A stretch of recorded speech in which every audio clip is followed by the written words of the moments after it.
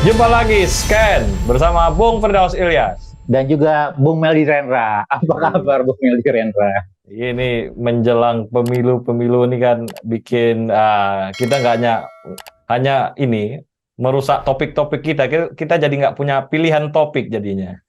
Jadi topik Betul. ikut Kita dipaksa ikut. dipaksa ikut. Nah, hari ini Bung Firdaus kita akan coba lihat nih, ini pemilu ini ada gunanya nggak ya? Kita lihat dari tahun ke tahun ya, apakah terjadi perubahan-perubahan mendasar di Republik ini gitu ya?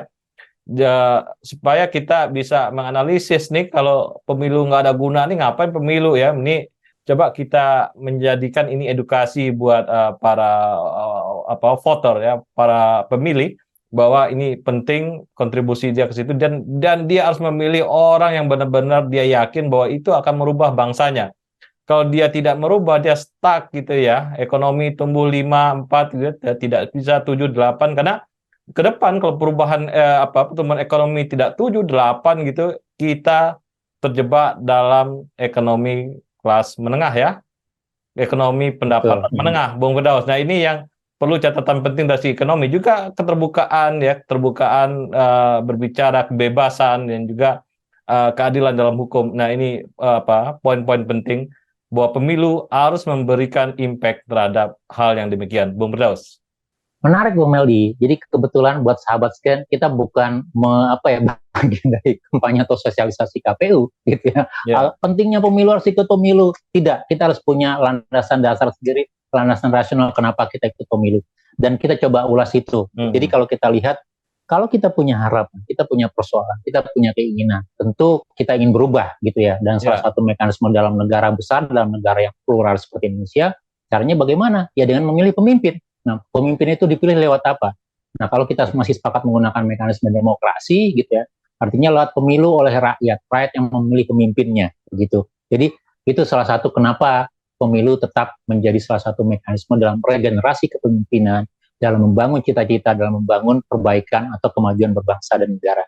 Tetapi kalau kita coba lihat, saya coba Bung Meli sedikit ya mereview ya dari hasil statistik lah kalau kita perkembangannya.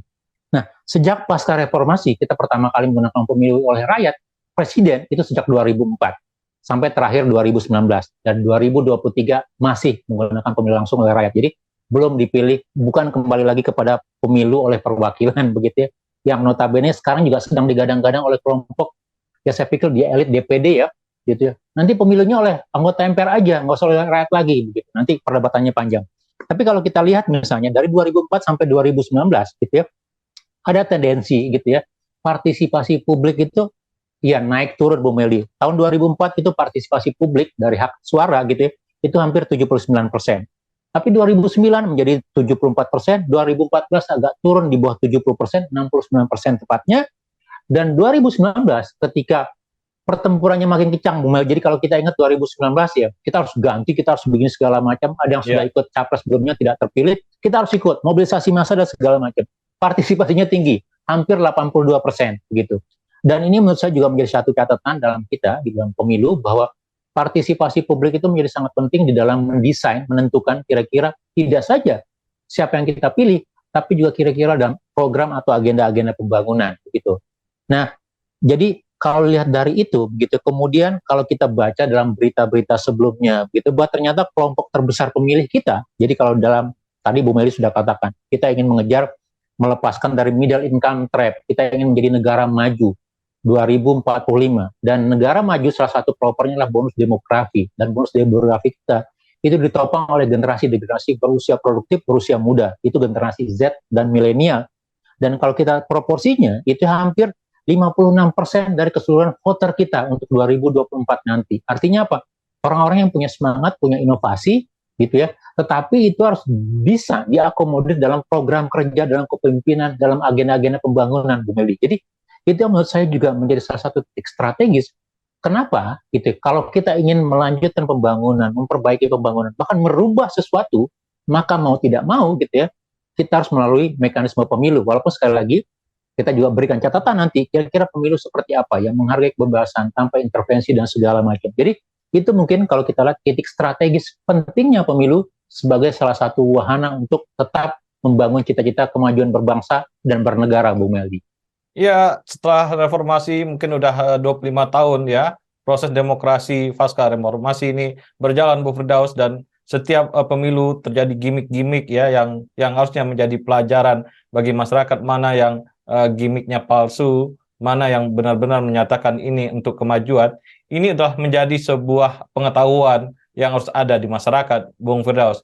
Tapi yang sebenarnya yang mengerikan dalam pemilu-pemilu kita ya adalah politik uang. Tapi oke lah, politik uang kita belum tahu, belum punya data berapa sebenarnya proporsi politik uang. Tapi yang kita majukan sebagai moral dalam pemilu ini adalah kita tetap ikut dalam pemilu, dan dengan teknologi-teknologi yang ada yang berkembang di dunia IT sekarang, bahwa politik uang bisa dikurangi ya, atau bisa sekurang-kurangnya dengan kemampuan surveillance di masyarakat sendiri, dengan sosial media yang begitu banyak, orang terbatas juga melakukan hal yang negatif tersebut.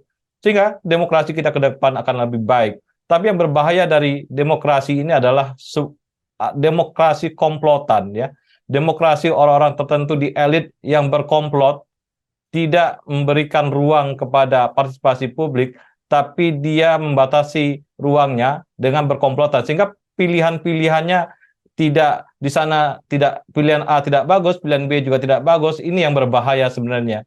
Dan kita harus bikin ruang demokrasi ini seluas-luasnya terbuka, sehingga publik bisa memilih yang dia paling anggap yang akan membawa masa depannya lebih cerah, Bung Firdaus. Betul sekali. Jadi kebebasan untuk memilih, kebebasan untuk mendapatkan informasi, level permainan yang sama, begitu ya, akses kepada pemilih yang sama. Dan sebagai feedbacknya, kita juga berharap publik juga mendapatkan informasi yang secara secara utuh, secara terintegrasi gitu ya, terkait para calon-calon pemimpinnya, baik itu di presiden, di eksekutif, gubernur, wali kota nanti di Oktober 2024 atau November 2024, ataupun juga calon legislatifnya, baik di DPR, DPRD daerah, dan seterusnya, Bung Meldi. Jadi, kalau prasyarat-prasyarat dasar ini dipenuhi, gitu, karena sekali lagi, kita ingat, pemilu itu hanya media sekali dalam 5 tahun. Tetapi kalau Anda menggunakan media itu bukan berarti Anda mendapatkan cita-cita Anda, mendapatkan harapan Anda, gitu ya. Harus berjuang lagi, gitu. Jadi, sekali lagi, kita tidak bisa lepas tangan ketika mengatakan, oh ya, saya sudah berikan suara saya kepada si A dan si B, maka saya berharap dalam 5 tahun nanti akan terjadi perubahan dalam pendidikan, kesehatan, dalam perekonomian, pendidikan, lapangan kerja, dan segala macam. Tidak. Kita harus tetap menjadi pengamat, harus melihat, menagih janji di kinerjanya, menagih janji akuntabilitasnya. Dan kalau dia tidak bisa merealisasikan itu, atau dia berkhianat, Bung Meldi, gitu, kita katakan, oh iya, secara dalam konstitusi Anda karena tidak memenuhi aspirasi atau keinginan publik, kami ganti dalam pemilu berikutnya, begitu ya. Atau kalau kita katakan dalam undang-undang atau konstitusi, ketika dia melakukan pelanggaran dasar terkait terkait bernegara atau sebagai seorang pejabat publik, dia bisa diganti dalam paruh waktu. Itu tidak ada masalah, begitu loh. Ada PAW untuk anggota politik atau presiden yang bisa dimakzulkan, begitu ya, gitu. Dan itu sah-sah saja dan berlaku umum di banyak negara, dan kita tidak perlu takut untuk itu. Yang perlu kita tetap jaga adalah bahwa di dalam pemilu, dalam mekanisme demokrasi, yang menjadi tuannya, yang menjadi penguasanya adalah rakyat Indonesia. Publik banyak, begitu. Jadi biarkan publik banyak menentukan pilihan-pilihannya dalam arena yang kita sepakati secara bersama, secara sehat, secara dewasa, kira-kira siapa. Gitu. Jadi syarat dalam permainan yang seimbang, akses informasi yang seimbang, begitu ya, penetrasi yang seimbang, gitu. Termasuk nanti membatasi ya, artinya rekayasa politik uang dan segala macam, begitu, sehingga betul-betul didapatkan pemilih yang memiliki nilai, memiliki integritas baik untuk negeri ini, Bung Meldi. Ya, juga pemilu terbuka, Bu Firdaus, tidak ada sebuah rezim tertentu, sebuah orang yang berkuasa di administrasinya, di kekuasaannya, di rentang tertentu, misalnya 10 tahun gitu ya. Kemudian dia menyiapkan anak emas untuk berikutnya. Ini saya kira selama dia menyiapkan anak emas berikutnya dengan secara terbuka gitu ya, dan tidak melakukan sebuah rekayasa tertentu, baik dalam approval rating segala macam. Nah, ini saya kira oke-oke aja, nggak ada masalah. Tapi demokrasi kita tidak boleh dibajak oleh approval rating. Artinya ada upaya-upaya menyiapkan kandidat-kandidat tertentu sebagai ini keberlanjutan. Ya, saya kira tidak begitu modelnya. Ujungnya sama sebenarnya. Ujungnya semua presiden yang ingin berkuasa di Indonesia itu ujungnya adalah kesejahteraan rakyat. Tapi tentunya dengan teknik-teknik yang berbeda, dengan tata-tata kelola berbeda, hasilnya akan berbeda gitu. Bung Firdaus. Tidak boleh suatu rezim mengunci program-program tertentu, ya. Program harus dibuka, ya. Nanti gimana program-program itu dia lepas, dia menjadi diafirmasi juga bisa, kemudian dirubah juga nggak apa-apa selama ujungnya itu karena demi kesejahteraan rakyat. Merubah program tidak ada masalah demi kesejahteraan rakyat, ya. Jangan sampai sebuah program itu dikunci, Bung Firdaus. Iya, betul. Jadi kita harapkan nanti gitu ya, bahwa dalam pendewasaan politik termasuk juga bagaimana keberlanjutan pemerintahan, yang kita kedepankan adalah programnya, yang kita kedepankan adalah ide-idenya, begitu. Kita tidak mengatakan bahwa semua orang tidak boleh maju dalam politik, anak atau keluarganya. Semua orang memiliki hak sama. Nah, yang kita inginkan adalah di dalam mengelola hak-hak politik itu tidak terjadi benturan-benturan, tidak terjadi pembauran antara intervensi tertentu. Jadi yang kita harapkan, oke, siapapun boleh maju, siapapun boleh memiliki hak politik, selama hak politik Anda itu bisa diukur di akuntabilitas dengan kuantifikasi dari program, dari kinerja dan segala macam, dan itu bermanfaat untuk kepentingan publik, kenapa tidak begitu? Yang kita tidak inginkan adanya semacam mekanisme mempertahankan power atau kekuasaan dengan memaksakan begitu. Artinya apa? Artinya kalau itu kita lihat dalam konteks yang lebih pragmatis ya Bung Meldi ya gitu. Artinya bagaimana arena pemilu itu sudah dibuat tidak berimbang, bagaimana informasinya tidak berimbang, ada semacam pengkondisian dan segala macam. Dan itu membuat demokrasi kita tidak sehat.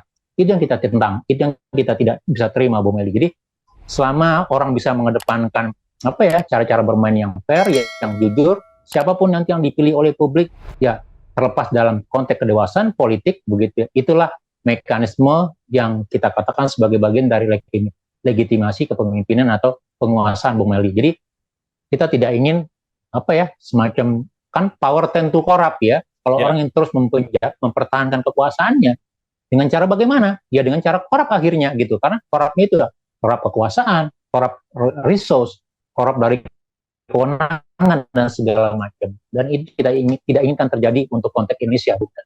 Terima kasih Bung Firdaus. Sama-sama, terima kasih Bung Meldi. Tetap semangat, tetap berkarya. Salam Indonesia bersih. Salam Indonesia bersih.